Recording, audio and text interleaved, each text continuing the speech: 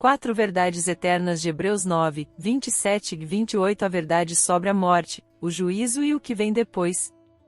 A carta aos Hebreus foi escrita a cristãos que viviam sob forte pressão espiritual, social e, em muitos casos, perseguição aberta. Eram judeus convertidos ao cristianismo, tentados a retroceder, a misturar a fé em Cristo com antigos sistemas religiosos, rituais e seguranças do passado. O autor, com profunda sensibilidade pastoral e sólida compreensão das Escrituras, escreve para mostrar, de forma clara e insistente, a supremacia absoluta de Cristo sobre tudo que veio antes: sacerdócio, sacrifícios, alianças e promessas. O capítulo 9 ocupa um lugar central nessa argumentação. Nele, somos conduzidos ao coração do culto do Antigo Testamento, especialmente ao dia da expiação, quando o sumo sacerdote entrava no Santo dos Santos uma vez por ano, com sangue que não era dele. Esse cenário não é descrito por nostalgia religiosa, mas para revelar seus limites. Tudo aquilo era sombra. Tudo apontava para algo, ou melhor, para alguém maior. É nesse contexto que surgem as palavras solenes e diretas. E, assim como aos homens está ordenado morrerem uma só vez, vindo depois disso o juízo, assim também Cristo, tendo sido oferecido uma vez para sempre para tirar os pecados de muitos, aparecerá segunda vez, sem pecado, aos que o aguardam para a salvação. Hebreus 9, 27 e 28. Esses dois versículos funcionam como um martelo espiritual. Eles quebram falsas esperanças, desmontam ilusões de neutralidade diante da eternidade, ao mesmo tempo, oferecem um consolo poderoso aos que descansam em Cristo. Aqui somos confrontados com três realidades inescapáveis: a certeza da morte, a inevitabilidade do juízo e a suficiência perfeita da obra redentora de Jesus. Não se trata de um texto para especulação teológica fria, mas de uma mensagem profundamente evangelística. Ele chama o pecador ao arrependimento, alerta o religioso acomodado e fortalece o crente cansado. Hebreus 9 versos 27 e 28 nos colocam frente a frente com a pergunta que ninguém consegue evitar: o que acontecerá depois da morte? Ao longo deste estudo, veremos como esse texto desmonta a ideia de múltiplas chances, rejeita qualquer noção de autojustificação e exalta a obra única, suficiente e definitiva de Cristo. Também perceberemos como a esperança cristã não está apenas no passado da cruz, mas no futuro glorioso da volta de Jesus, uma esperança viva, concreta e transformadora. Antes de avançarmos, fica o convite: não ouça este estudo apenas com a mente, mas com o coração aberto. As verdades aqui apresentadas não foram dadas apenas para serem compreendidas, mas para serem cridas, abraçadas e vividas. 1. A morte como decreto divino, a realidade que ninguém pode adiar. O texto declara com clareza absoluta: e, assim como aos homens está ordenado morrerem uma só vez, vindo depois disso o juízo. A expressão está ordenada carrega a ideia de algo estabelecido, determinado por autoridade superior. No original grego, o verbo transmite a noção de um decreto fixo, não negociável. A morte não é apresentada como acidente biológico, nem como falha do sistema natural, mas como parte do decreto divino após a queda. Isso nos leva diretamente a Gênesis capítulo 2 verso 17, quando Deus alerta Adão sobre as consequências do pecado, e a Gênesis capítulo 3 verso 19, onde lemos: você é pó, e ao pó voltará. A Escritura não romantiza a morte, mas também não a trata como surpresa. Ela é certa, pessoal e única. Morrer uma só vez elimina qualquer ideia de reencarnação, ciclos sucessivos ou segundas oportunidades pós-morte. O autor de Hebreus fala de forma pastoral, porém firme: a vida presente é o campo onde decisões eternas são tomadas. Eclesiastes capítulo 12 verso 7 afirma que o pó volta à terra, mas o espírito volta a Deus que o deu. Essa verdade atravessa toda a revelação bíblica. No contexto judaico do primeiro século, havia debates intensos sobre o mundo vindouro. Alguns grupos enfatizavam méritos, outros linhagem, outros rituais. O autor de Hebreus corta todas essas discussões com uma verdade simples: todos morrerão, e todos comparecerão diante de Deus. Jó capítulo 14 verso 5 diz que os dias do homem estão determinados, e nenhum deles pode ser ultrapassado. A aplicação prática é direta e profundamente pastoral. Vivemos como se fossemos exceção. Planejamos o futuro como se o tempo estivesse sob nosso controle. Evitamos falar da morte porque ela denuncia nossa fragilidade e desmonta nossa ilusão de autonomia. Jesus trata disso de forma contundente em Lucas capítulo 12 versos 19 e 20, ao falar do homem que acumulou bens, mas perdeu a alma naquela mesma noite. Tenho vivido como alguém consciente da brevidade da vida? O que minhas prioridades revelam sobre minha visão da eternidade? Se minha vida fosse requerida hoje, onde estaria minha esperança?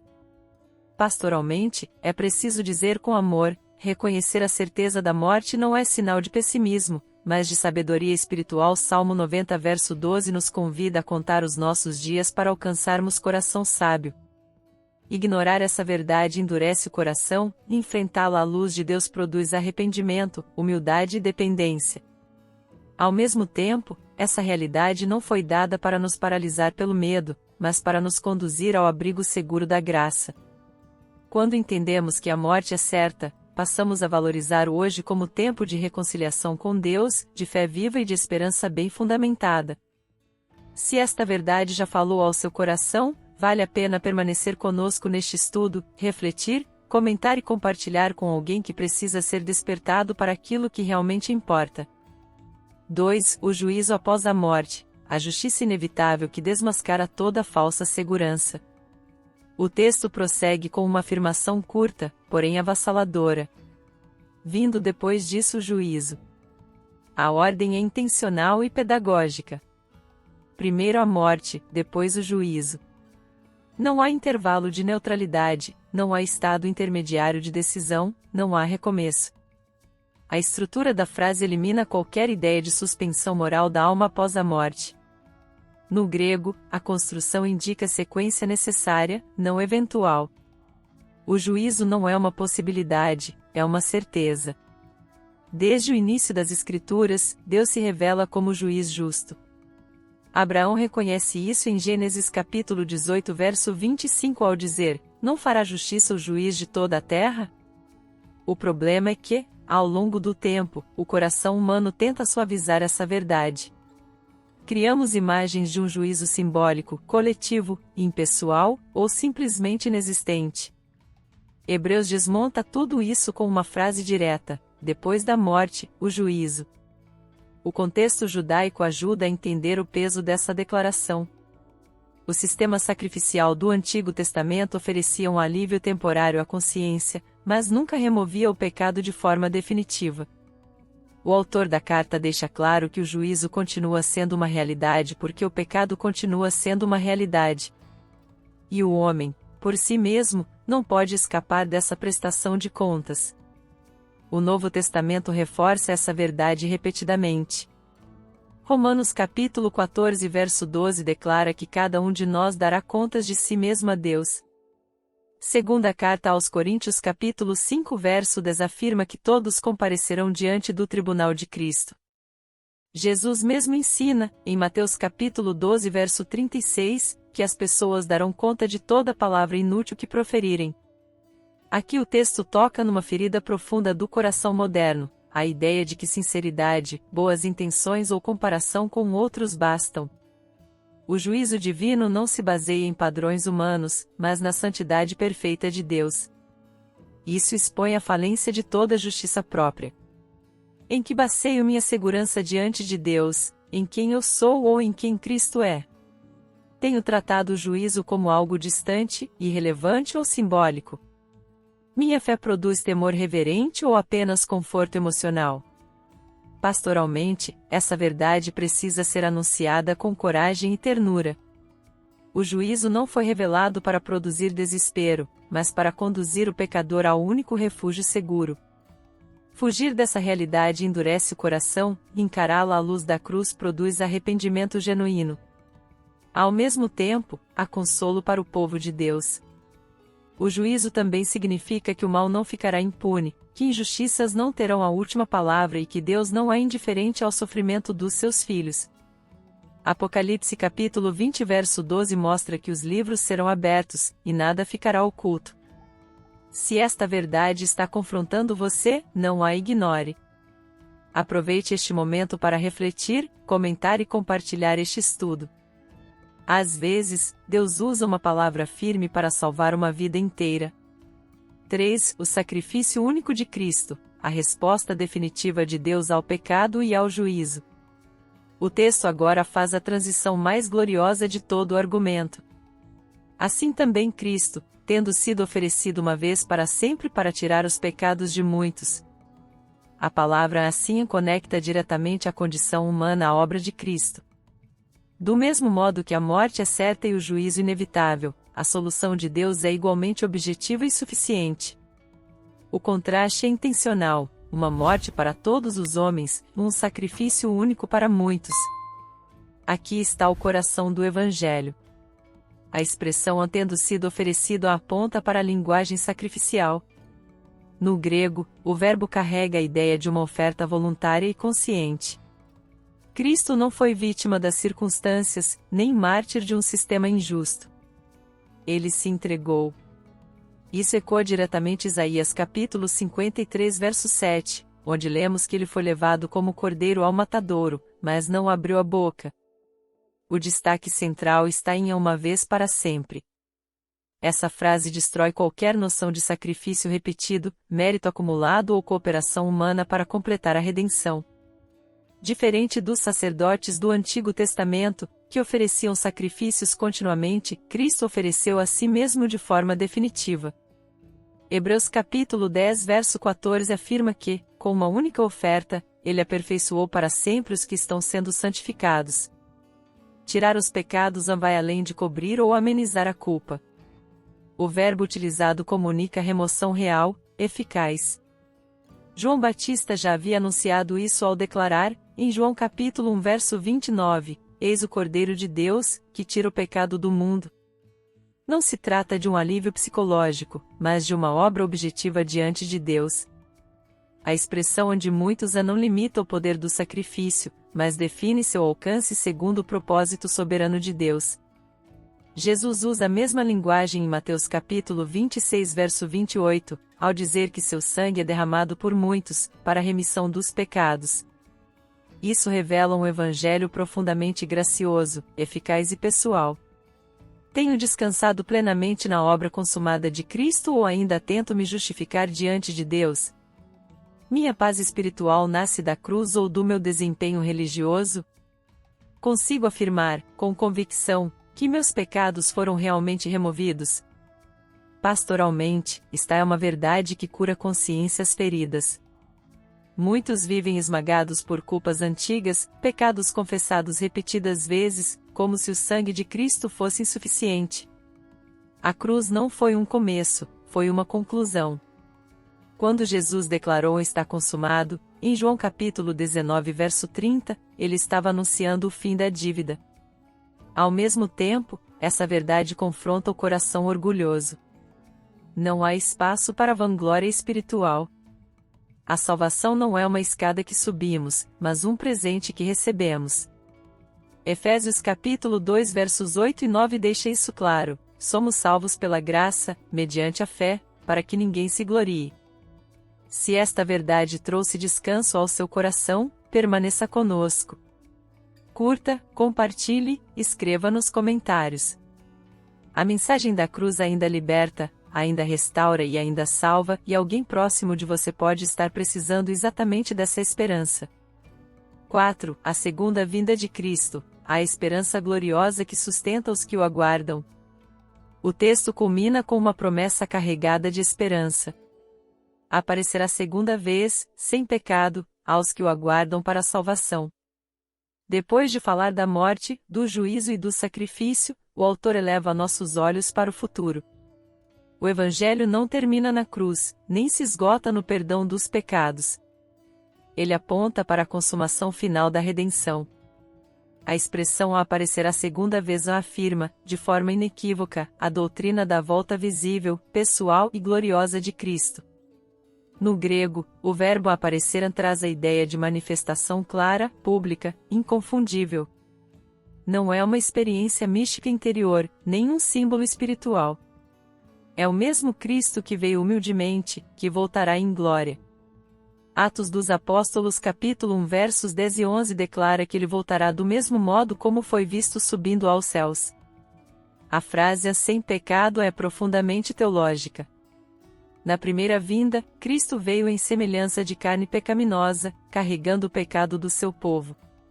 Na segunda, ele não vem como cordeiro, mas como rei.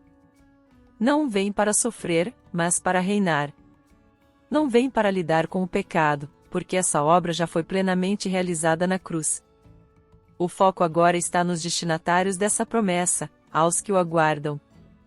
A esperança cristã não é genérica, mas pessoal.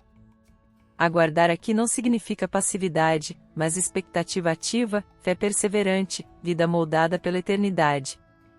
Tito capítulo 2 verso 13 descreve essa atitude como a bendita esperança e a manifestação da glória do nosso grande Deus e Salvador. Essa esperança sempre sustentou o povo de Deus em meio às aflições. Em tempos de perseguição, injustiça e sofrimento, a igreja primitiva não sobrevivia por otimismo humano, mas pela certeza de que Cristo voltaria. Primeira carta aos Tessalonicenses capítulo 4 versos 16 e 17 afirma que o Senhor descerá dos céus, e os que pertencem a ele estarão para sempre com o Senhor. Tenho vivido como alguém que aguarda a volta de Cristo ou como se este mundo fosse definitivo? A esperança da segunda vinda molda minhas escolhas diárias? Estou preparado para encontrá-lo, não como Salvador apenas, mas como Rei. Pastoralmente, essa verdade traz profundo consolo aos cansados. Para os que choram, a segunda vinda promete restauração. Para os que lutam contra o pecado, ela anuncia libertação final. Para os que sofrem injustiça, ela garante que a última palavra não será do mal, mas de Cristo. Ao mesmo tempo, essa esperança exorta a vigilância. Jesus ensina em Mateus capítulo 24 verso 44 que devemos estar preparados, porque o Filho do Homem virá a hora em que não se espera. A esperança cristã nunca produz acomodação, mas santidade, perseverança e fidelidade. Se essa promessa aquece o seu coração, não caminhe sozinho. Compartilhe este estudo, participe, envolva-se. A igreja vive olhando para trás, para a cruz, mas também olhando para frente, aguardando o Rei que vem. Conclusão: entre a certeza do fim e a esperança da glória. Hebreus capítulo 9 versos 27 e 28 nos coloca diante de verdades que não admitem adiamento. A morte não é uma hipótese distante, o juízo não é uma construção simbólica, e a salvação não é fruto de esforço humano. O texto nos conduz, com firmeza e graça, a reconhecer que a história da humanidade caminha para um encontro inevitável com Deus e que esse encontro já foi antecipadamente tratado na cruz de Cristo. Ao longo deste estudo, fomos confrontados com realidades que desmontam nossas falsas seguranças. A vida é breve. O tempo é limitado. O juízo é real. Mas, acima de tudo, vimos que Deus não nos deixou entregues à condenação. Cristo foi oferecido uma única vez, de forma perfeita, suficiente e definitiva, para remover o pecado e abrir um caminho vivo de reconciliação. E aquele que veio como Cordeiro voltará como Rei, para a salvação plena dos que o aguardam. Isso nos leva a perguntas que não podem ser silenciadas: onde está a minha esperança? Em que fundamento estou construindo minha segurança eterna? Estou vivendo como alguém que apenas existe neste mundo, ou como alguém que aguarda a volta do Senhor? A fé cristã não é apenas uma doutrina correta, mas uma rendição diária. Não basta admirar a cruz, é necessário abraçá-la. Não basta crer que Cristo voltará, é preciso viver à luz dessa promessa. Hoje ainda é tempo de graça. Hoje ainda é o dia em que Deus chama corações cansados, culpados e sobrecarregados para descansar na obra consumada de Cristo. E, diante dessas verdades, a resposta mais honesta que podemos oferecer não é um argumento, mas uma oração. Repita a oração comigo agora. Senhor Deus, diante da Tua palavra, eu reconheço a minha fragilidade. Confesso que muitas vezes vivi como se o tempo estivesse sob meu controle e como se a eternidade fosse algo distante. Reconheço meus pecados, minha autossuficiência e minhas falsas seguranças. Nada tenho para apresentar diante de ti, a não ser a necessidade da tua graça. Eu creio que Jesus Cristo foi oferecido uma vez para sempre para tirar o meu pecado. Creio que seu sacrifício é suficiente, completo e perfeito. Hoje, eu abandono toda tentativa de me justificar por mim mesmo e descanso unicamente na obra da cruz e entrego-te minha vida, meu passado, minhas culpas, meus medos e meu futuro. Ensina-me a viver como alguém que aguarda a volta do Senhor. Que meus dias sejam marcados por fé viva, arrependimento sincero e esperança firme. Sustenta-me nas lutas, fortalece-me nas fraquezas e guarda meu coração até o dia em que Cristo aparecerá novamente para a plena salvação dos que o aguardam. E se alguém que ouve esta mensagem ainda não te conhece verdadeiramente, que hoje seja o dia do encontro, da rendição e da reconciliação. Que nenhum coração saia indiferente, mas que todos sejam atraídos pela beleza da tua graça. Eu me coloco em tuas mãos, confiante não no que sou, mas no que Cristo fez por mim. Em nome de Jesus. Amém. Se esta oração expressa o clamor do seu coração, não caminhe sozinho. Inscreva-se, participe, compartilhe esta mensagem. A eternidade é certa, a graça está disponível, e Cristo continua chamando, hoje.